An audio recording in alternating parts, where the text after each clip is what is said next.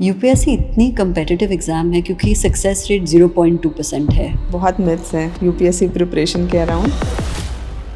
Old Rajendra Nagar रहने की requirement है, इज दैट रियली नेसेसरी? मुझे नहीं लगता कि कोचिंग कोई नेसेसरी पार्ट है। स्ट्रैटेजी कैसे बदलती है फॉर द प्रीलिम्स, फिर मेंस के लिए और फिर जो इंटरव्यू स्टेज की? Major elimination happens at prelim stage. Difficulty is not in the exam, it is in the way we prepare. सबसे बड़ी प्रॉब्लम वही है कि पीपल डोंट, मतलब जब तक मेरी नींद को सैक्रिफाइस नहीं किया, खाने को सैक्रिफाइस नहीं किया, रिलेशनशिप्स को सैक्रिफाइस नहीं किया, तब तक शायद मैं यूपीएससी प्रिपरेशन नहीं करा। Absolutely wrong. बिहार और कई इलाकों में तो ऐसा है कि आपने बोला मैं एग्जाम दे रहा हूँ और वहाँ तो प्राइजेस बढ़ जाते हैं marriage alliances. 26-year-old UPSC aspirant committed suicide और उसने कहा कि बहुत सारा फ्रॉड है ये एग्जाम में और गवर्नमेंट को देखना चाहिए। एस्पिरेंट्स थे, उन्होंने ही प्रोटेस्ट किया कि पूरी तरह से आउट ऑफ सिलेबस क्वेश्चन आ गया था। Let's get down to cracking the process. मुझे लगता है कि सारे जितने भी लोग मैंने क्लियर होते हुए देखे हैं एग्जाम, वो बड़े जो इंटरव्यू स्टेज पे लोगों को स्ट्रेस होता है, हमारे रिसर्च के हिसाब से सबसे ज़्यादा होता है। कौन सी क्वालिटीज़ है जो इंटरव्यू प्रोसेस में सबसे ज़्यादा ज़रूरी है? घर वालों को भी हम बताते थे ना कि हमारा शेड्यूल कितना हेक्टिक है, उन्हें भी विश्वास नहीं होता था। सरकारी आदमी इतना काम करता है। अपने एकेडमिक बैकग्राउंड के हिसाब से ऑप्शनल सब्जेक्ट सिलेक्ट करना चाहिए या अपने इंटरेस्ट के अकॉर्डिंग। करंट अफेयर्स की तैयारी के लिए बेस्ट सोर्सेज क्या है? ऐसे राइटिंग में क्या की एलिमेंट्स है जो एस्पिरेंट्स को ध्यान में रखनी चाहिए? What is the best way to introduce myself in a formal interview? या तो सपना छोड़ दो या फिर जो उसके लिए जरूरी है वो कर लो। दो ही आपके पास ऑप्शंस हैं। आपको लगता है कि यूपीएससी एग्जाम कॉम्प्रिहेंसिव है टू डिटरमिन कि कोई अच्छा ऑफिसर बनेगा या नहीं? Definitely it's not holistically able to जज people, definitely. So do you think it will change?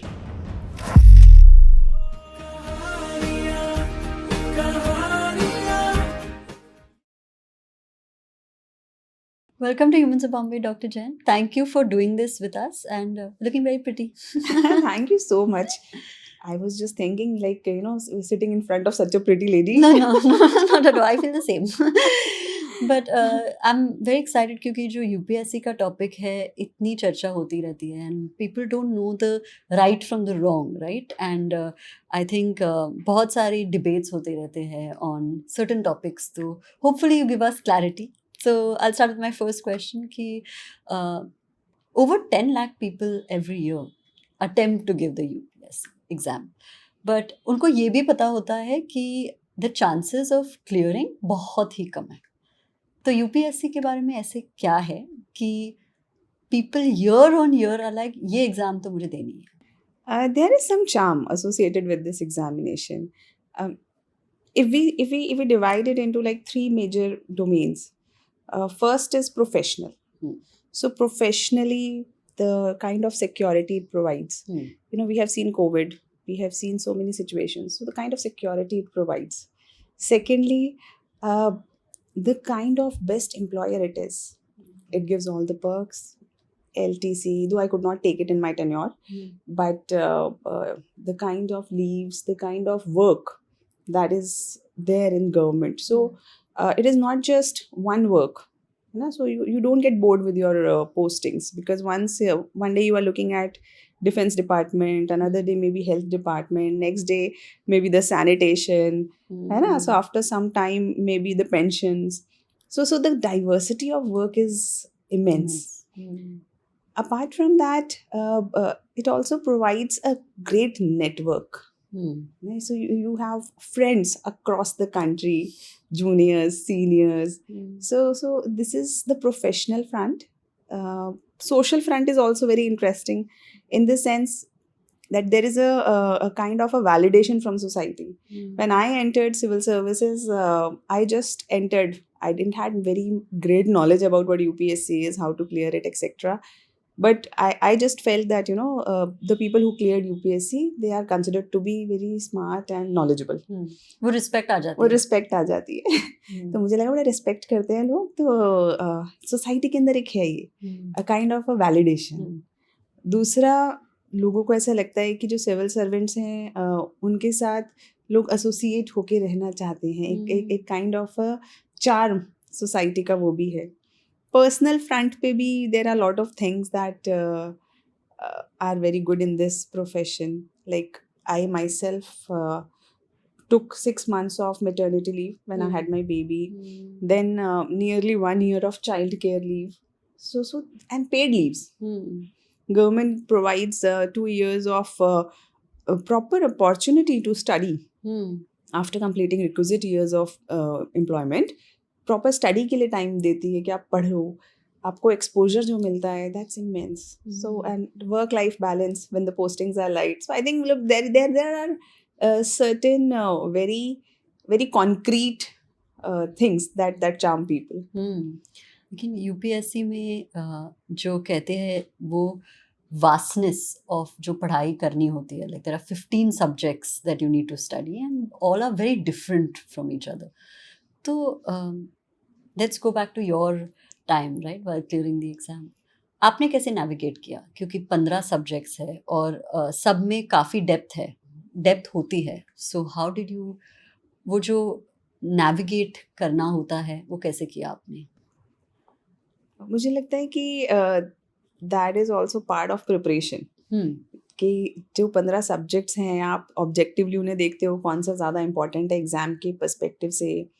और बहुत सारे सब्जेक्ट्स अपने आप में बहुत इंटरेस्टिंग है, लाइक हिस्ट्री, लाइक इकोनॉमी, है ना, लाइक बैंकिंग.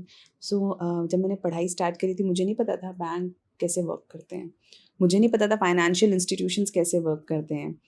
बस गवर्नेंस का एक बेसिक अंदाज़ा था कि हाँ सरकार होती है, पार्लियामेंट होता है, लेकिन एग्जैक्टली पार्लियामेंट कैसे वर्क करता है, क्या उसमें काम क्या होता है पार्लियामेंट में. तो वो सारी चीज़ें ना मुझे लगता है शायद क्यूरियोसिटी का पार्ट है कि हम क्यूरियस होते हैं and we learn it and फिर उसको ऑब्जेक्टिवली अप्लाई करते हैं यूपीएससी सिलेबस के साथ, यूपीएससी एग्जाम के साथ, एंड इट्स डन.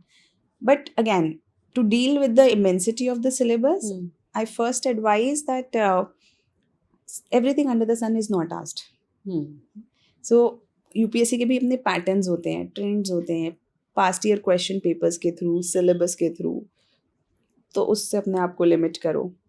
दूसरा, आप अपने ऑब्जेक्टिवली देख सकते हैं कि this is my strength, this is my weakness, so where I can get the most benefit. तो वहाँ से you will be able to create a circle जहाँ से आपको समझ में आ जाएगा हाँ ये मेरी बाउंड्रीज है, पहले मुझे अंदर का तैयार करना है सब, और फिर मैं एक्सप्लोर करेंगे उसके आगे. क्योंकि ये जो प्रेपरेशन है ये स्प्रिंट नहीं मैराथन है यूपीएससी का. तो आपके हिसाब से अप्रोप्रिएट टाइम कितना है टू प्रिपेयर फॉर यूपीएससी? लोगों को कितना टाइम देना चाहिए? So it depends. It depends on the kids' capability and the kind of focus they have. So sometimes people take a lot of time, sometimes people clear it in first attempt. So थोड़ा दोनों का अंतर हो जाता है कि first attempt में clear करेंगे, कईयों को ज़्यादा साल लग जाते हैं. लेकिन मुझे ऐसा लगता है पर्सनली कि बच्चों को ग्रेजुएशन के साथ तैयारी करनी चाहिए. 3 साल ग्रेजुएशन आप कर रहे हो, उसी के साथ साथ आप 3 साल तैयारी करो. 3 साल में आपका सफिशिएंट तैयारी हो जाती है और आप एग्ज़ाम को आराम से अपने लास्ट ईयर के साथ क्लियर कर सकते हैं. और अगर आपको एक अटेम्प्ट देना भी पड़े तो it's just 1 year, you can in 1 year you will be able to give 2 attempts. या फिर अगर आप ग्रेजुएशन के बाद कर रहे हो तो पोस्ट ग्रेजुएशन के साथ करो. जैसे हमारा तो टोटल तथास्तु का आइडिया ही यही था. अच्छा. कि to integrate graduation with UPSC और post graduation like MA MBA with UPSC. तो आप जो भी कर रहे हैं व्हाटएवर यू आर डूइंग उसी के साथ साथ करें, टाइम बचेगा. करेक्ट. और अगर आप बिना किसी और डिग्री के या बिना किसी जॉब के प्रिपेयर करना चाहते हैं then at least keep 1.5 years in hand. Okay. तो 1.5 साल के करीब आपको प्रिपरेशन में लग जाता है. 1 साल एग्ज़ाम की खुद की साइकिल है, क्योंकि प्रीलिम्स होगा मई में, फिर सितंबर में मेंस होगा, फिर अप्रैल में मार्च अप्रैल के अंदर इंटरव्यू स्टार्ट होंगे. तो 1 साल की एग्ज़ाम की साइकिल है. तो 2.5 साल लगभग आपको पहला अटेम्प्ट दे के लग जाते हैं. ओके. और जब कोचिंग की बात आती है, राइट, अगेन काफ़ी सारी चर्चा होती है कि कोचिंग किस हिसाब से करते हैं. लाइक ओल्ड राजेंद्र नगर में जो रहने की रिक्वायरमेंट है या लोग करते हैं, इज़ दैट रियली नेसेसरी कि लोग इसको थोड़ा हाइप के हिसाब से भी जस्ट चल जाते हैं उस डायरेक्शन में? बिल्कुल नेसेसरी नहीं है. अगर किसी बच्चे को ज़रूरत है, जैसे अगर कोई खुद पढ़ सकता है, उसे खुद समझ में आ रहा है यूपीएससी का, वो खुद डिकोड कर पा रहा है, पीवाईक्यूज देख के, सिलेबस देख के, उसके घर पर कई बार हेल्प होती है, कई बार ऑफिसर्स के खुद के बच्चे होते हैं, उनको एक अंदाज़ा होता है, या किसी कज़न ने दिया होता है तो उन्हें एक अंदाज़ा होता है कि कैसे इसको अप्रोच करना है, और अगर अगर वो खुद समझ सकते हैं तो देयर इज़ नो प्रॉब्लम। तो मुझे नहीं लगता कि कोचिंग कोई नेसेसरी पार्ट है। लेकिन अगर बच्चे को लगता है कि मुझे थोड़ी हेल्प मिलेगी, मतलब इट इज़ लाइक टीचिंग, है ना? So if there are kids जो कॉलेज में पढ़ते हैं, तो कोई क्लासेस अटेंड करके एग्ज़ाम देता है, कहीं बिना क्लासेस अटेंड करे भी एग्ज़ाम दे देते हैं। So it is just like that. So I will से coaching is nothing but a kind of a help provided by the teachers. Okay. अब ओल्ड राजेंद्र नगर में रहना चाहिए या नहीं? अब ऑनलाइन इतना सब कुछ अवेलेबल है ना? Every course is nearly available online, so it's not required. But again the offline discipline is different and it is very difficult to have online discipline. बच्चे ऑनलाइन ज्वाइन कर लेते हैं, लेकिन अब घर का माहौल अगर आपने नहीं बदला, तो घर पे तो क्या है, आप बच्चा क्लास कर रहा है, क्लास करते करते मम्मी ने कहा अरे बहुत देर से क्लास कर रहा है, ले चाय पी ले, है ना? या घर पे मौसी आई है, मौसी को नमस्ते नहीं करोगे? तो वो माहौल अगर नहीं है ऑनलाइन पढ़ाई में, तो ऑनलाइन पढ़ाई थोड़ी मुश्किल हो जाती है। अदरवाइज अगर आप डिसिप्लिन बना सकते हो तो घर पे रहो, अच्छा खाना खाओ, मम्मी पापा के सपोर्ट के साथ आप ऑनलाइन क्लासेस से क्लियर करो। तो ये जो 3 फेजेस आपने अभी बताए, द प्रीलिम्स, मेंस और इंटरव्यू स्टेज पे, आपके हिसाब से स्ट्रैटेजी कैसे बदलती है फॉर द प्रीलिम्स, फिर मेंस के लिए और फिर जो इंटरव्यू स्टेज के लिए? सबके लिए थोड़ी थोड़ी स्ट्रैटेजी बदलती है। प्रीलिम्स इज ऑब्जेक्टिव एग्जाम, यहाँ पे एमसीक्यूज का बहुत मेजर रोल है। तो इट इज़ लाइक यहाँ पे लॉजिकल अंडरस्टैंडिंग ऑफ कॉन्सेप्ट्स और एक्सटेंसिव रीडिंग का बहुत बड़ा रोल है कि आपने कितना पढ़ा है और आप उसमें से आंसर को आइडेंटिफाई कर पा रहे हो या नहीं कर पा रहे हो logically and the content wise. ये फर्स्ट स्टेज हो गई। इसे हम स्क्रीनिंग भी कहते हैं, क्योंकि जो 6 लाख बच्चा एग्ज़ाम देता है वो इसमें से स्क्रीन होके बहुत कम बच जाता है, तो it's like a first step of screening. फिर जो लगभग 20-25 हज़ार बच्चे हैं वो अब मेंस देंगे। बहुत कंपटीशन बहुत ज़्यादा इसलिए भी नहीं है क्योंकि प्रीलिम्स, मेंस और इंटरव्यू तीनों डिफरेंट टाइप की क्वालिटीज़ को जज कर रहे होते हैं। प्रीलिम्स में ऑब्जेक्टिविटी जज की जाती है, how you can use your logic and content to reach an answer. आपको मल्टीपल चॉइस है, आंसर उसी ऑप्शन में है, आपको बाकियों को एलिमिनेट करना है और उस आंसर तक पहुंचना है। This is one. लगभग 2 to 3% people clear prelim stage and reach mains. So major elimination happens at prelim stage. सबसे difficult, सबसे ज़्यादा elimination जहाँ पे होता है वो prelims की stage है।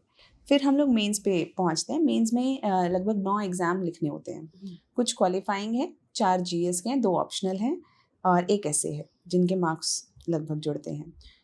तो बच्चा लिखता है एग्ज़ाम, 9 एग्ज़ाम लिखता है और फिर मेंस में जो बच्चे क्लियर कर जाते हैं वो 15 to 20% के करीब वो पहुंचते हैं हमारे इंटरव्यू स्टेज पे। फिर इंटरव्यू के अंदर ऑल ओवर इंडिया से बच्चे आते हैं। यहाँ पे धौलपुर हाउस है दिल्ली में, यहाँ पे यूपीएससी में इंटरव्यूज़ देते हैं और फिर फाइनल रैंक्स निकलती हैं, मार्क्स निकलते हैं, लिस्ट निकलती है और उसी के अकॉर्डिंग सर्विस एलोकेट होती है। Then they go to their respective training places. तो why is it so difficult? जो परसेंटेजेस हमने अभी डिस्कस किए हैं, जो अप्रॉक्सीमेट परसेंटेजेस है, इतना लोगों को डिफिकल्टी क्यों महसूस होती है एट द प्रीलिम स्टेज? क्योंकि वहाँ पे ज़्यादा से ज़्यादा एलिमिनेशन हो जाती है। Vacancies are limited. It all the percentages are according to the vacancies. जितनी वैकेंसीज हैं उसी हिसाब से लेने तो उतने ही लोग हैं ना, तो बाकी कितने भी अप्लाई करें they will have to leave. And now they have created this 3-tier system. So difficulty, I will say, it is not in the exam. It is in the way we prepare. Seats limited हैं, हमें इस बात को हमेशा mindful रहना है कि seats limited है। That is why it is very important to have plan B, that it is very important to have you keep doing something along with the preparation, so you don't feel that stress after some time. वो ना हो, इसीलिए हमेशा एक backup हमेशा हमारे साथ चलता रहना चाहिए यूपीएससी प्रिपरेशन में. लेकिन यूपीएससी एग्ज़ाम अपने आप में बहुत इंटरेस्टिंग है. This is my personal view, but वो अपने आप में बहुत इंटरेस्टिंग है. और मैंने बहुत लोगों से बात करी है जो सिलेक्ट हुए, जो सिलेक्ट नहीं भी हुए. I have rarely found a person who regretted giving civil services exam. You never found? Rarely. You know, there are some cribbers, but generally I have found कि लोगों ने बहुत learn किया है. They have grown out of this whole process, the learning thing. So the learning curve is very steep in UPSC exam. बस main problem मैं बताती हूँ, सबसे बड़ी problem वही है कि people don't take a backup. They don't do anything else apart from just preparing for UPSC years after years. And once 5, 6, 7 years are gone by, now they don't have any profit. अब उनके पास ना career है, civil services में selection हुआ नहीं, मन से वो सिविल सर्वेंट बन गए हैं, है ना.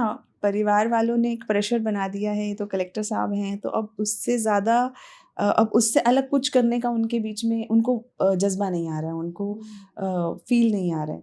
सो these are the things that create a negative vibe around civil services. Correct. तो इस पे हम और बात करेंगे थोड़ी 1 or 2 क्वेश्चंस के बाद. उससे पहले जो टाइम मैनेजमेंट है वो बहुत ही इम्पॉर्टेंट है, क्योंकि इतना वास्ट सिलेबस है, टाइम भी कम है इन इंटरवल्स बिटवीन द स्टेजेस और प्रीलिम्स के पहले भी. आप क्या टिप्स देंगे जो देख रहे हैं टू मैनेज टाइम बेटर और productively manage time? So there are 2 or 3 things I also follow and I tell my students to follow. First is distractors se dur raho. There are a lot of distractors in our life now. One of that is phone. Second is कई बार friends, कई बार family. So we have to identify कि कहाँ हम सबसे ज़्यादा distract होते हैं, कहाँ हमारा time सबसे ज़्यादा unproductively चला जा रहा है. तो उसे identify करना है, उसे minimize करना है. फोकस आवर्स को बढ़ाना है. फोकस आवर्स मतलब जब आप और कुछ नहीं कर रहे हो सिवाय जो आप करने बैठे हो, you are just sitting at your table and you are studying. तो ये बहुत ज़रूरी है. आपने 1 घंटा 2 घंटा ब्लॉक कर रखा है उस एक पर्टिकुलर एक्टिविटी के लिए, और जब आप वो एक्टिविटी कर रहे हो तब आप के दिमाग में भी उस एक्टिविटी के अलावा कुछ नहीं चल रहा है. So this is the second way. And third, I generally say that divide your day into slots. So morning, afternoon, evening, night, है ना, late night. So whatever works for you. तो आप उसी के हिसाब से अपने ब्लॉक्स बना लें कि इस ब्लॉक में मुझे बस इतना काम करना है. तो उससे क्या होता है कि हम थोड़ा सा डिसिप्लिन्ड हो जाते हैं कि अच्छा दोपहर के खाने से पहले इतना तो ख़त्म करना ही है. करेक्ट. तो डिसिप्लिन भी बहुत ही ज़रूरी है in this entire process. Absolutely. जब हम स्ट्रेस या एंजाइटी या जो मेंटल हेल्थ कंडीशन के बारे में बात करते हैं, यूपीएससी इतनी कम्पिटिटिव एग्ज़ाम है क्योंकि सक्सेस रेट 0.2% है overall from the form application stage. लेकिन जो एग्ज़ाम दे रहे हैं इन चीज़ों को निगलेक्ट कर देते हैं, क्योंकि वो जो फाइनल गोल है, जो सिविल सर्वेंट बनना है या यूपीएससी क्लियर करना है, जो अभी आप कह रहे थे कि फैमिली प्रेशर है, खुद दिमाग में तो बन चुके हो, तो उसके बारे में आप क्या कहना चाहते हैं? Firstly I will like to say कि स्ट्रेस सब जगह है, and it's not just with competitive exam और any UPSC exam. I have seen people under stress during college exams. I have seen people under stress for jobs. And we have seen it was in news recently that during jobs people are so stressful that they are not able to handle. वो अपने jobs को handle नहीं कर पा रहे हैं. Stress and anxiety can be in a relationship. You know, so I'll not pin it down on any competitive exam, but yes, चाहे stress और एंजाइटी कहीं पर भी है, कैसे भी है, किसी को भी है, किसी लाइफ स्टेज पे है, किसी एज ग्रुप में है, पहला ये आइडेंटिफाई करना ज़रूरी है कि क्यों. और अगर आप आइडेंटिफाई नहीं कर पा रहे हैं और आप हैंडल नहीं कर पा रहे हैं, take help. Talk to your friends, talk to your parents, because mental health issues का डिस्टिग्मेटाइजेशन बहुत ज़रूरी है. क्योंकि लोग एक दूसरे से बात नहीं करते हैं, तो कोई ये नहीं बताता है कि मैं कितना परेशान हूँ. क्योंकि कहीं ना कहीं अपने आप को परेशान दिखाना एक वल्नरेबिलिटी का साइन बन गया है ना। अगर बच्चा किसी को जाके बोले कि आई एम फीलिंग स्ट्रेस्ड या मुझे एनजाइटी है, तो पेरेंट्स भी बोलेंगे अरे तो छोड़ दो ना, एग्ज़ाम क्यों दे रहे हो, है ना, या ये क्यों कर रहे हो, तुम छोड़ दो, तुमसे नहीं हो रहा तो। बट लेकिन उसका आपकी एक्टिविटी से रिलेशन नहीं है, that is a mental health issue, correct. है ना। तो उसको एक, जैसे हमारा पेट खराब होता है ना, हमारे कोई बैक्टीरिया हो जाते हैं तो हम लोग एंटीबायोटिक्स खाते हैं। तो I am not saying medicine, but yes there are ways in which we can destress our self, हम अपनी एंजाइटी को कम कर सकते हैं। तो उसके लिए मुझे लगता है चाहे बच्चा हो बड़ा हो जिसको भी हो, take help. Sleep is how important, क्योंकि जो काफ़ी लोग कहते हैं कि इस प्रोसेस में नींद को भूल ही जाओ, क्योंकि इतना सारा पोर्शन है कवर करना है, इतने सारे लेवल्स होते हैं कि काफ़ी सारे लोग कहते हैं कि नींद अटमोस्ट प्रायोरिटी नहीं है। बहुत मिथ्स हैं यूपीएससी प्रिपरेशन के अराउंड। बिल्कुल ऐसा नहीं है। आप 7-8 घंटे आराम से सो के, हर 10-15 दिन में एक मूवी देख के, फ्रेंड्स के साथ शाम को आधा घंटा घूम के, आधा घंटा पेरेंट्स से बात करके, और उसके बाद आधा से 1 घंटा सोशल मीडिया, फ़ोन, इंटरनेट पे बिता के भी अगर आप फोकस्ड तरीके से पढ़ाई करो, you can clear this exam. So it is a kind of old school theories that used to run, है ना, कि हमने नाइट लैम्प में पढ़ाई करी, हमने आंखें काली करके पढ़ाई करी या मैंने वो, आपने शायद कहानी पता नहीं सुनी नहीं, की सुनी, कि वो चुटिया बांध देते थे ताकि नींद ना आए, है ना। तो ये सब कहानियां हैं या मिथ्स हैं, और शायद हमसे काफ़ी पहले की जनरेशन ने ऐसा किया हो, बिकॉज तब बहुत सारी चीज़ें अवेलेबल नहीं थी। तब इस तरीके के नोट्स अवेलेबल नहीं थे, इस तरीके के सपोर्ट सिस्टम्स अवेलेबल नहीं था। तब इंफॉर्मेशन ढूंढनी पड़ती थी कि कहाँ से पढ़ाई करें, कहाँ से पढ़ाई करें। किताब लेने के लिए दूर जाना पड़ता था। अब फ़ोन है ना, फ़ोन खोलते ही इन्फॉर्मेशन ही इन्फॉर्मेशन है, जिस फॉर्मेट में चाहो है। तो अपने आप को टॉर्चर करने का नाम बिल्कुल भी यूपीएससी प्रिपरेशन नहीं है। क्योंकि कई बार ये दिमाग में बैठ जाता है बच्चे के, और फिर उसको लगता है कि जब तक मैंने अपने आप को टॉर्चर नहीं किया तब तक मैं यूपीएससी प्रिपरेशन शायद कर ही नहीं रहा। मतलब जब तक मैंने नींद को सैक्रिफाइस नहीं किया, खाने को सैक्रिफाइस नहीं किया, रिलेशनशिप्स को सैक्रिफाइस नहीं किया, तब तक शायद मैं यूपीएससी प्रिपरेशन नहीं करा। Absolutely wrong. सो फर्स्टली 7 से 8 घंटे सो, बिकॉज अगर आप नहीं सोओगे तो आपकी एफिशिएंसी पर फ़र्क पड़ेगा, आउटपुट नहीं आएगा। करेक्ट। दो आई am not I do sacrifice sleep sometimes myself, but I try to keep that sacrosanct. मैं कोशिश करती हूँ कि नींद को जितना हो सके मैं उस एक पर्टिकुलर रेंज में रखूँ जहाँ पे 6 से 7 घंटे की नींद या 7 से 8 घंटे की नींद मैं ले लूँ। तो बच्चों को भी लेनी चाहिए। Don't sacrifice on these things.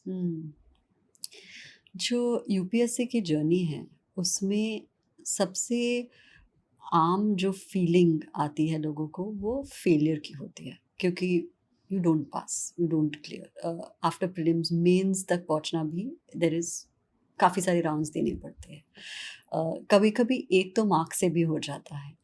तो what would your advice be to deal with failure better, कि ये जो प्रोसेस है उसको दिल पे ना ले लोग? So there are 2-3 things we can do. First, have a plan B. Plan B मतलब अगर नहीं भी हुआ तो what will I do? And that thing should be something you like. ऐसा नहीं हो कि अब अगर नहीं बने तो हम कुछ भी नहीं हैं, है ना। वो राजा और रंक की कहानी बहुत पुरानी हो चुकी है। So we need to have a support pillar to prepare for such exams. Secondly, I think failure is more a social concept than a personal concept. People are more worried how they will explain to the family and society कि मैं नहीं cross कर पाया, मैं नहीं cross कर पाया ये एग्ज़ाम, या मेरा एग्ज़ाम नहीं क्लियर हुआ। उन्हें तो समझ में आता है कि यार मेरा 1 नंबर से रह गया, या मतलब कहाँ प्रॉब्लम हुई। उनको तो अपने चैलेंजेस पता है, उनको इस एग्ज़ाम की कॉम्पिटिटिवनेस पता है। तो वो पर्सनली शायद मुझे लगता है इतना ज़्यादा परेशान नहीं हो रहे होते जितना वो socially how they will explain परेशान होते हैं, how they will face their parents और फ्रेंड्स. क्योंकि द मोमेंट यू से इन अ फैमिली दैट हम सिविल सर्विसेज एग्ज़ाम दे रहे हैं, रिश्तेदार आपसे डिफरेंटली बात करने लगते हैं ना. वो कहने लगते हैं अरे कलेक्टर साहिबा आ गई है ना, या कलेक्टर साहब आ गए, अच्छा हमारा ना काम करा देना, हम हमसे मतलब you know they start giving you the kind of respect. अब एग्जाम पार करने से पहले जस्ट आपने बोला कि मेरे को एग्जाम देने की सोच रहा हूँ, है ना. और बिहार और कई इलाकों में तो ऐसा है कि आपने बोला मैं एग्जाम दे रहा हूँ, और वहाँ तो प्राइजेस बढ़ जाते हैं मैरिज अलायंसेस के. हाँ, क्योंकि वहाँ पे क्या है कि इट हैज़ अ प्रेस्टिजियस मतलब सोशल प्रेस्टीज है. तो अब सोशल प्रेशर भी है फिर.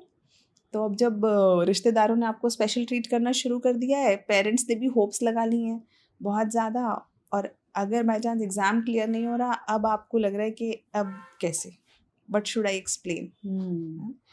क्योंकि वो सवाल पूछेंगे क्यों नहीं हुआ, अच्छा पढ़ाई नहीं हुई थी क्या अच्छे से. उन्हें कंपटीशन का लेवल नहीं पता, वो तो बाहर से देख रहे हैं. वो बाहर से देख रहे हैं. उनको लग रहा है कि जो बच्चा पास नहीं कर पाया यानी उसने मेहनत नहीं करी थी, उसकी गलती है ना. जबकि कई बार बच्चा बहुत मेहनत करता है, कई बार आई विल से कोई सिचुएशन साथ नहीं देती, कई बार लक साथ नहीं देता, बहुत सारी चीज़ें होती हैं when we try such things. तो अब सोशल प्रेशर से वो ज़्यादा परेशान है. So I always tell my students, किसी को मत बताओ तुम एग्जाम दे रहे हो एक्सेप्ट योर पेरेंट्स, और पेरेंट्स को भी बोल दो किसी को ना बताएं कि आप सिविल सर्विसेज का एग्जाम दे रहे हो. जिस दिन पास कर जाओ न्यूज़ पेपर में नहीं पता चली जाए. हाँ, पता चला. हाँ. तो दूसरों को बाद में ही पता चलना चाहिए. Don't come under pressure. पता चलेगा एक एग्जाम की चक्कर में सोशल प्रेशर में आप आ गए, है ना. सो avoid such pressures. On this topic, it was very unfortunate कि 26-year-old UPSC aspirant committed suicide, और उसने कहा कि बहुत सारा फ्रॉड है ये एग्ज़ाम में और गवर्नमेंट को देखना चाहिए. आपके हिसाब से ये सही है, और अगर ग्रे एरिया है तो क्या किया जा सकता है ताकि लोगों को भरोसा हो कि ये जो प्रोसेस है उसमें इंटेग्रिटी अभी भी है? This is very important that the whole process of competitive examination must remain highly transparent and highly ethical. क्योंकि बच्चे अपनी सारी होप्स, सारी मेहनत, समय एक एग्ज़ाम के बेसिस पे लगाते हैं ना. और अगर उस एग्ज़ाम की इंटीग्रिटी में डाउट आ जाए, मतलब 10 बार एग्ज़ाम हुआ एकदम सही हुआ, लेकिन अगर एक बार भी गड़बड़ हुई तो वो जो शक है ना, जो एक हमारा होता है ना, we lose trust. And the moment you lose trust in the process, तो आपके अंदर वो मेहनत करने की इच्छा नहीं करेगी. आपको आपको वो प्रोसेस में जाने का ही शायद मन ना करे, क्योंकि अनफेयर है. अगर अनफेयर कभी हुआ है तो, अगर एक बार भी हुआ है तो, क्योंकि such some things are sacrosanct. Like examination is a sacrosanct thing. Similarly, medical is a sacrosanct thing. Doctor ने 1000 बार सही ऑपरेशन किया, एक बार भी गलत करा, we still can't tolerate it. क्योंकि it's a matter of life. Similarly, exam एक बार भी गवर्नमेंट की तरफ से, किसी की भी तरफ से गलत हुआ, it's again a sacrosanct thing. क्योंकि बच्चे, एक बच्चा नहीं, हजारों लाखों बच्चों के प्रेशियस ईयर्स, यूथ के ईयर्स, मतलब आई विल से the time from 17 to maybe 30 years now, है ना, 28 years. It's a precious time for nation. ये बच्चा इस टाइम में जो भी कर रहा है वो नेशनल ग्रोथ स्टोरी को डिफाइन करेगा आगे चल के. क्योंकि वो जो बन रहा है इसी समय में बन रहा है. उसके बाद अक्सर लोग फिक्स हो जाते हैं अपने अपने डोमेन्स में, जो कर रहा है वो वही करता रहता है. तो इस समय पे अगर किसी बच्चे के 2 या 3 साल बर्बाद हो जाएं, मतलब, और किसी बच्चे के नहीं, लाखों बच्चों के क्यूमुलेटिवली 2-3 साल किसी एक एग्जाम की गलती से, तो देश बहुत सालों पीछे चला जाता है. So it is about national interest also. So definitely the process of examination has to be highly transparent and highly trustworthy. बच्चे को ये पता होना चाहिए. Generally UPSC ने अभी तक ये maintain करके रखा है. Generally there have been instances where some problems have been there, but generally and I can say this because I have seen it with my own eyes. मैंने अपनी आंखों से देखा है. मतलब एक तो खुद ही का selection कि भाई मुझे पता है कि किस तरीके से अगर मेरा हो सकता है जिसने इस तरह से पढ़ाई करके किया है तो बाकियों का भी हुआ. और मैंने अपने दोस्तों को देखा है कि मेहनत करी है तो हुआ है. कई तो मेरे दोस्त ऐसे हैं जिनके पास घर में रियल फाइनेंशियल चैलेंजेस हैं. रियल फाइनेंशियल चैलेंजेस थे. मतलब अब तो खैर वो सेलेक्ट हो गए, ऑफिसर्स बन गए कि कोई नौकरी नहीं छोड़ पा रहा था क्योंकि घर पे पैसे भेजने हैं. कोई ऐसा बच्चा था जिसके घर वाले उसे पढ़ाई के लिए भेजना नहीं चाह रहे थे. 12th फेल अभी हमने हाँ, सबने देखी. तो वो सेलेक्ट हुए हैं. तो if those people have got selected, so we can not say कि प्रोसेस बेकार है या प्रोसेस सही नहीं है. But yes, we have to see कि अगर गलती कहीं पर हुई भी है तो एक बार भी ना हो. क्योंकि डीमोटिवेटिंग तो हो ही जाता है, क्योंकि लोगों को लगता है कि मैंने अपने 200% दिया है, फिर भी मेरी गलती की वजह से नहीं, सिस्टम में जो लूप है उसकी वजह से शायद हो गया है. Again there were protests last year कि जो आउट ऑफ सिलेबस क्वेश्चंस थे वो आ गए थे, और यूपीएससी जो एस्पिरेंट्स थे उन्होंने ही प्रोटेस्ट किया कि पूरी तरह से आउट ऑफ सिलेबस क्वेश्चन आ गया था. क्या ये सही है, गलत है, इज इट नॉर्मल? इसको कैसे टैकल किया जाए? I don't know if there may be a section of students who may not like it, but I personally feel, मुझे ऐसा लगता है कि देखो लाइफ अनप्रिडिक्टेबल है, और यूपीएससी की तो कभी कभी मुझे फुल फॉर्म भी अनप्रिडिक्टेबल पीएससी मैं हमेशा अपने बच्चों को बोलती हूँ कि इट इज़ अनप्रिडिक्टेबल पीएससी. तो लाइफ में जो चैलेंजेस आते हैं, क्या सारे चैलेंजेस हमारे देखे समझे आते हैं? बाय द बुक आते हैं? बाय द बुक नहीं आते, है ना. आप सिविल सर्वेंट बन जाते हो, उसके बाद भी बाय द बुक चैलेंजेस नहीं आते हैं. There are new things that come up. So UPSC का पेपर भी एक टाइप का, एक मुझे ऐसा लगता है कि एक टेस्टिंग ग्राउंड है जहाँ पे अनप्रिडिक्टेबल चीज़ें दे के, क्वेश्चंस दे के UPSC is checking the resilience of a candidate. अगर आउट ऑफ सिलेबस है तो सबके लिए है. Is it not? It will not be for one kid. It is, if it is out of syllabus, it is for all the kids. तो सारे protest कर रहे थे इसलिए. है ना. तो ठीक है ना, वो वाले क्वेश्चंस आर इक्वलाइजर्स. जो सबके लिए मुश्किल है, उसमें जो आदमी उसको देखने के बाद भी पीसफुल रह के अटेम्प्ट करेगा, वही तो चैलेंज, वही तो चेक कर रहा है यूपीएससी कि कौन डिफिकल्ट सिचुएशन के आने के बाद, अनप्रिडिक्टेबल सिचुएशन आने के बाद भी शांत रह के, ऑब्जेक्टिवली, रैशनली सोच के उसको हैंडल करेगा. क्योंकि जो इस क्वेश्चन को हैंडल कर पाएगा वो सिविल सर्विसेज में अनप्रेडिक्टेबल सिचुएशंस को भी हैंडल कर पाएगा. करेक्ट. तो it is kind of a reflection, हाँ, personality trait that they want to check. So I'm not very convinced by such arguments. But again, if students feel like that, so they also have a right to put it to the commission. है ना. लेकिन वैसे commission करेगा वही जो उसे करना है. करेक्ट. तो now let's get down to cracking the process. आप कह रहे थे कि आपका जो नेटवर्क है, आपके फ्रेंड्स हैं जो आपके साथ यूपीएससी क्लियर कर चुके हैं, इन सब में आपको कोई पैटर्न या सिमिलर क्वालिटी आपने देखी है that most people are like this? क्योंकि वो जो कहते हैं ना कि if you band successful people together और उनको डीकोड करते हैं तो 3 या 4 क्वालिटी सिमिलर होते ही होते हैं. तो ऐसे कोई ट्रेट्स है, पर्सनालिटी ट्रेट्स है, कैरेक्टर ट्रेट्स है जो एक पैटर्न के हिसाब से आप बता सकते हो जो देख रहे हैं? फर्स्टली मुझे लगता है कि सारे जितने भी लोग मैंने क्लियर होते हुए देखे हैं एग्ज़ाम, वो बड़े ऑब्जेक्टिवली उन्होंने इस पेपर को अप्रोच किया. ऑब्जेक्टिवली मतलब क्या पढ़ना है, कितना पढ़ना है, और उसमें एक मेजर होना चाहिए. मैं कितना रिवाइज कर पाऊँगा, तो ऑब्जेक्टिवली इस पेपर को उन्होंने अप्रोच किया। ये नहीं कि आज जोश आया तो बस आज ही सब खत्म कर देंगे, फिर 3 दिन चाहे पढ़ाई नहीं कर, तो वो एक प्रॉब्लम रहती है। तो objectivity is very important. Second, I think a little smartness is important,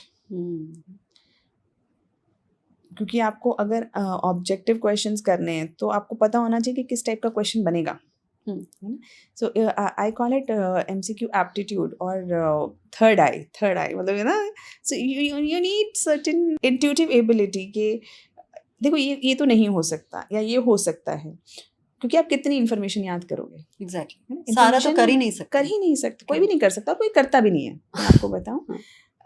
people develop those patterns and people develop those insights जो MCQs करने में मदद करती है।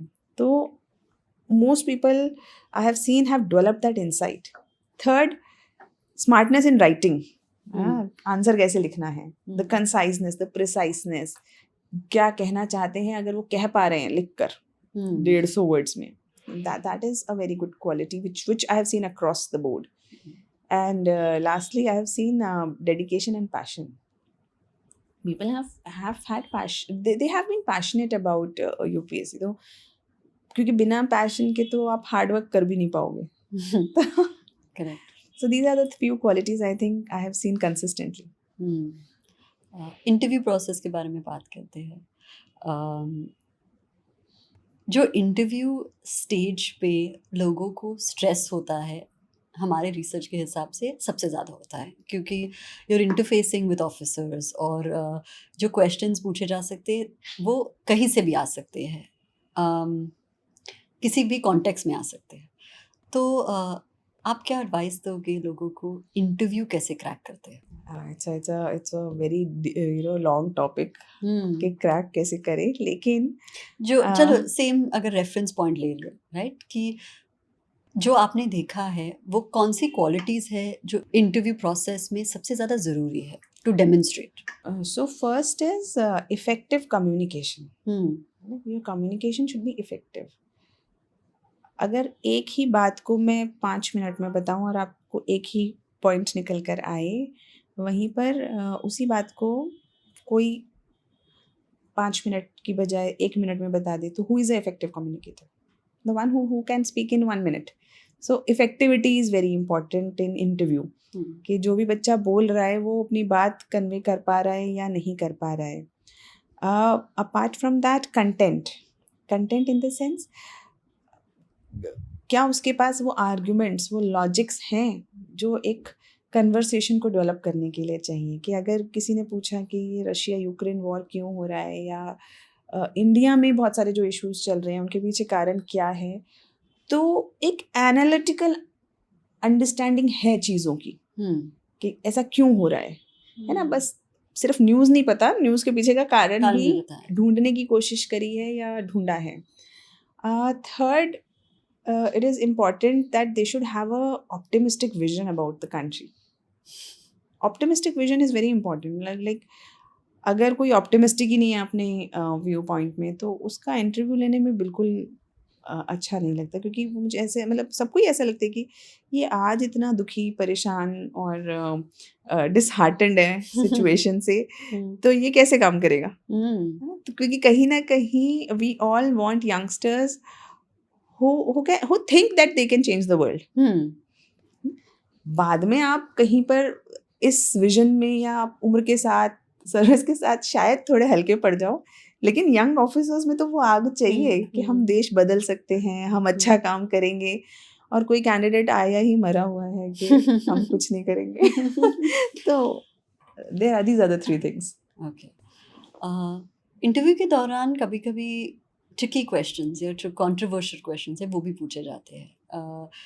एक कॉमन क्वेश्चन जो कॉन्स्टेंटली आया है या काफ़ी बार पूछ चुके हैं जो ऑफिसर्स है, वो है कि आप क्यों करना चाहते हो सिविल सर्विस की जॉब, जब आप कोई भी कॉर्पोरेट जॉब जाके सैलरी तो उससे ज़्यादा ही है, तो आप क्यों देना चाहते हो? Is one of the many questions. ऐसे कोई ट्रिक्स या टिप्स है जो आपको इन गूगली क्वेश्चंस को मनूवर करने में हेल्प कर सकती है? Saying truth in the most appropriate, nice words. This is the mantra. So if somebody asks why you want to come to civil services, tell truth. Of course, you can use a better words, you can use better a way of saying it, but this is my personal what do you say, this is my personal absolute belief that people can identify when others are speaking truth and when they are not. Yeah. So we in our lives we judge people. So many people talk to us and हम देख के समझ जाते हैं कि यहाँ तक सच चल रहा है, यहाँ पे थोड़ा झूठ आ गया, या ये आदमी शायद ये बिलीव ही नहीं करता लेकिन बोल रहा है, या कोई बिलीव करता है तो हमें पता चल जाता है कि है ना कि this is the person is.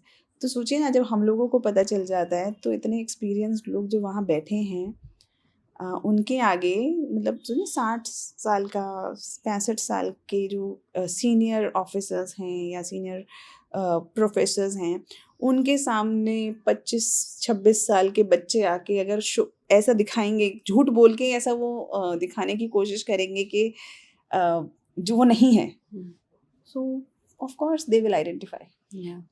तो मुझे लगता है सच बोलना चाहिए. बॉडी लैंग्वेज भी बहुत इम्पोर्टेंट होती है. So can you tell us the dos and don'ts कि ये करना चाहिए, ये नहीं करना चाहिए in terms of body language? So first thing is have appropriate body language according to the conversation that is going on. अगर पॉवर्टी पे बात हो रही है, किसी ट्रैजिक सिचुएशन पे बात हो रही है, तो उस समय पे the person should not have a pasted smile. क्योंकि इंटरव्यू में है. नहीं, इंटरव्यू में यार जनरली भी नहीं होना चाहिए. मतलब if you are in a conversation having some discussing some tragic thing, then there should not be a pasted smile कि स्माइल आपने पेस्ट कर ली. उसी तरह से if somebody is asking you about hobby, then you should not reply with a mundane voice. आपके अंदर वो enthusiasm आना चाहिए क्योंकि वो चीज़ आपको पसंद है करनी. तो एक तो appropriate voice tone is very important. Second, being enthusiastic is very necessary in interview. That body language where you are optimistically enthusiastic about things, वो बहुत ज़रूरी है. Third, I think the calmness, the way you answer something. तो जल्दी जल्दी answer करने की कोई, मतलब कई बार बहुत जल्दी जल्दी आंसर करता है कोई बच्चा, या कोई बच्चा वो अपनी बात को ना ऐसा लगता है कि वो कहना चाहता है लेकिन वो कह नहीं रहा. These are identifiable body language things जो मुझे लगता है कि जिसे अवॉइड किया जा सकता है. Be forthright. ओके. तो जो नेक्स्ट स्टेप आता है एग्ज़ाम क्लियर करने के बाद, उस पर काफ़ी ज़्यादा क्यूरियोसिटी होती है, लेकिन काफ़ी सारी मिसअलाइनमेंट भी होती है कि जो ग्लैमराइज्ड वर्जन हम देखते हैं या पढ़ते हैं कि सब सपने सच हो जाते हैं, लेकिन जब आप वो रोल ले लेते हो, ग्राउंड रियलिटी काफ़ी डिफरेंट रहती है. तो आपके एक्सपीरियंस में व्हाट इज़ डिफरेंट? एंड एक तो जो आप एनेक्डोट्स खुद के लाइफ से आप बता सकते हो कि ये सिचुएशन में ऐसा हुआ था या वैसा हुआ था. Ground reality is different everywhere. Of course, it is different for civil services. Some people come with the idea that civil servants बहुत ज़्यादा काम नहीं करते हैं, लेकिन on ground civil servants are 24/7 workers. तो कई बार ऐसा भी हुआ है कि हम लोग सुबह 7 बजे ऑफिस पहुँचे हैं और रात को 12 बजे काम फिनिश करके आए हैं. अगर कुछ अर्जेंट वर्क आ गया है, कोई फॉरेन विजिट आ गई है मिनिस्टर की या कुछ भी, तो we will have to work. उसी तरह जो पोस्टिंग्स होती हैं SDM, ADM, DM की, वहाँ पे कोई टाइम नहीं होता. रात को 3 बजे भी काम आएगा, आपको 3 बजे भी जाना है. क्योंकि अगर आपके डिस्ट्रिक्ट में कोई मर्डर हो गया है, कोई चोरी हो, तो आपको जाना पड़ेगा. तो वो काम है ना, it's a real job and real work. This is first ground reality. Second ground reality, some people think that they will only enjoy power. है ना, उन्होंने शायद वो वीडियोस देखी हैं गाड़ी से उतरते हुए या किसी को डांटते हुए, रेड मारते हुए, इंस्पेक्शन करते हुए वाली वीडियोस देखी हैं. They are very small part. Rest of the journey is mostly about managing your staff, managing people, managing different stakeholders, है ना, उससे बात करनी है, मैनेजिंग डिफरेंट डिपार्टमेंट्स, यहाँ से भी अप्रूवल चाहिए वहाँ. तो वो एक रियलिटी है जिसको मतलब kids should come prepared, you know, so they will have to face challenges. So I think these are the two things. Apart from that, there are many. Just see, even when I was posted, he was asking about anecdotes. So even when I was posted, I was helping for Defense Expo that happened in Lucknow. तो घर वालों को भी हम बताते थे ना कि हमारा शेड्यूल कितना हेक्टिक है, तो उन्हें भी विश्वास नहीं होता था. उन्होंने कहा यार इतना काम, सरकारी आदमी इतना काम करता है.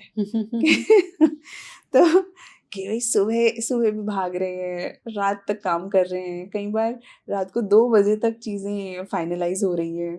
तो वो एक रहता है कि लोगों को पता होना चाहिए कि if you are coming for these positions you will have to work. आपके लिए सबसे ज़्यादा चैलेंजिंग क्या रहा है अभी तक? Raising a kid. ओके. ये तो संभाल लिया. Raising a kid is a whole different domain. Oh my God. I'll still say UPSC is easy. You know, managing Tathastu is easy. Teaching is easy. Managing kid is the most difficult thing. Okay. So हमने FAQs list किए हैं for aspirants जो आप clear कर सकते हो उनके लिए. अपने एकेडमिक बैकग्राउंड के हिसाब से ऑप्शनल सब्जेक्ट सिलेक्ट करना चाहिए या अपने इंटरेस्ट के अकॉर्डिंग? Competence के according. So we should be interested in the subject, but we should also be looking at whether we will be able to understand it and whether we will be able to write the exam in that particular subject. जैसे हो सकता है कि किसी बच्चे को maths बहुत पसंद हो, लेकिन उसकी मैथ्स अच्छी ना हो, तो उसके लिए वो चीज़ उतनी ज़्यादा फ़ायदेमंद नहीं रहेगी एज एन ऑप्शनल. उसी तरह से किसी की इंग्लिश अगर अच्छी है लेकिन वो फिर भी मैथ्स ले ले, डजंट मेक सेंस. तो आपको देखना पड़ेगा कि आपकी कॉम्पिटेंस और इंटरेस्ट दोनों जहाँ पे अलाइन कर जाएं वो वाला ऑप्शनल लेना चाहिए. करंट अफेयर्स की तैयारी के लिए बेस्ट सोर्सेज क्या है? Newspapers and few magazines also. Any recommendation जो? No recommendations, whatever you can catch hold of. ऐसे राइटिंग में क्या की एलिमेंट्स है जो एस्पिरेंट्स को ध्यान में रखनी चाहिए? Logical flow and engagement. अगर आपका ऐसे ऊपर से नीचे तक पढ़ते हुए उसमें लॉजिक और फ्लो नज़र नहीं आ रहा, तो आपने कितना भी अच्छा कंटेंट डाला है लेकिन वो अच्छा नहीं लगेगा इससे. दूसरा, apart from logical flow, it should have that engagement. जैसे हम कोई किताब पढ़ते हैं, वो पहले से आखिरी पन्ने तक पता नहीं चलती कि कहाँ ख़त्म हो गई, कहाँ शुरू हुई थी. ऐसे वैसा ही होना चाहिए. एग्जामिनर को पता नहीं चलना चाहिए कि कब ख़त्म हो गया. So I think these are the two things. Mental health और मोटिवेशन को कैसे मेंटेन करें during preparation? I will say motivation, I'm not very big fan of motivation. I rather say having or understanding the reality is more important. तो अगर आपको पता है आपको एग्ज़ाम देना है तो पढ़ना पड़ेगा, और अगर पढ़ना है तो ये चीज़ें छोड़नी पड़ेंगी. तो मतलब you should have the clear picture in front of you. And if you have the clear picture, then you yourself will work. क्योंकि या तो सपना छोड़ दो या फिर जो उसके लिए ज़रूरी है वो कर लो. 2 ही आपके पास ऑप्शंस हैं, और 2 ही ऑप्शंस में आपको पेन कम होता है. बीच के जो लोग जो दोनों चीज़ें के प्रति ऑनेस्ट नहीं होते, वहाँ ज़्यादा पेन है. तो आई विल से कि just do what is required. And one more thing, one thing which has really helped me in my life is the message of Gita है ना, कर्म कर फल की इच्छा मत कर. I know it's very cliched, थोड़ा ऐसा लगता है कि ये तो बड़ा मुश्किल है फॉलो करना, और ये पता नहीं कौन सी फल की इच्छा करे बिना हम कैसे करेंगे. But because I am a teacher of philosophy, I can tell you कि it is possible. So I suggest my kids के keep your eye on the journey. Journey मतलब आप तैयारी पे ध्यान दो, क्योंकि अगर आप तैयारी पे ध्यान दे रहे हो, आप पढ़ते समय कुछ और नहीं सोच रहे हो, तो आपका सिलेक्शन अपने आप हो जाएगा. लेकिन अगर आप पढ़ते समय ओवर थिंकिंग कर रहे हो, नेगेटिव थॉट्स ले रहे हो, या आप पढ़ रहे हो एक्स सोच रहे हो वाई, तो आपका एग्जाम क्लियर नहीं होगा. So it's like cause and effect relationship. Yeah. So if you understand that, things are easy. What is the best way to introduce myself or the person, the candidate, in a formal interview? I'll say include some basic information about yourself, like name, city, medium, or the subject that you have. Apart from that, we can also include or give insight about who you are really, what motivates you, or you know what are your goals. So जब हम holistically देखें, right, all the information that we discussed also, जो debates है, जो UPSC का hype है, आपको लगता है कि UPSC एग्ज़ाम कॉम्प्रिहेंसिव है टू डिटर्मिन कि कोई अच्छा ऑफिसर बनेगा या नहीं? क्योंकि लोग कहते हैं कि बहुत सारे और चीज़ें भी होती है, right, like emotional intelligence, decision making skills, leadership. तो एक सिंगल एग्ज़ाम कैसे डिटर्मिन करती है कि मैं अच्छा ऑफिसर बनूंगा या नहीं? Definitely it's not holistically able to judge people. Definitely there are certain improvements which are required in the process. हमें यूपीएससी के एग्ज़ाम को और ज़्यादा प्रैक्टिकल ओरिएंटेड होना चाहिए, मुझे ऐसा लगता है कि but at the same time UPSC का एग्ज़ाम इतना ग्रिलिंग होता है कि बहुत सारी क्वालिटीज़ आप में प्रोसेस के दौरान ही डेवलप हो जाती हैं. जैसे पेशेंस, इतना लंबा एग्ज़ाम है तो आप में पेशेंस होना ही चाहिए, नहीं तो इम्पेशेंट लोग अक्सर बहुत जल्दी इससे बाहर आ जाते हैं. आप में डेडिकेशन होना ही चाहिए, क्योंकि अगर आप डेडिकेटेड नहीं हैं तो आप इतनी पढ़ाई कर ही नहीं पाएंगे. आपके अंदर एक ऑब्जेक्टिविटी होनी ही चाहिए, वरना आपका प्रीलिम्स क्लियर नहीं हो पाएगा. अगर आप राइटिंग करते समय अपने आप को बहुत प्रिसाइज और कंसाइज नहीं रख पाते हैं तो आपका मेंस क्लियर नहीं हो पाएगा. तो मतलब उसी तरह कम्युनिकेशन स्किल्स बहुत ज़रूरी हैं, एनालिटिकल स्किल्स ज़रूरी है इंटरव्यू को पास करने के लिए. तो लगभग प्रोसेसेस ऐसी हैं कि एक एक्सटेंड तक जज कर लेते हैं, लेकिन still practical aspect is very important. Maybe rather than having an interview, or maybe after interview we can select more people in interview and let them be posted in different areas, under different leaders, and let's see how they work. So, and whoever works better can be given selected. postings. So do you think it will change? I don't think so.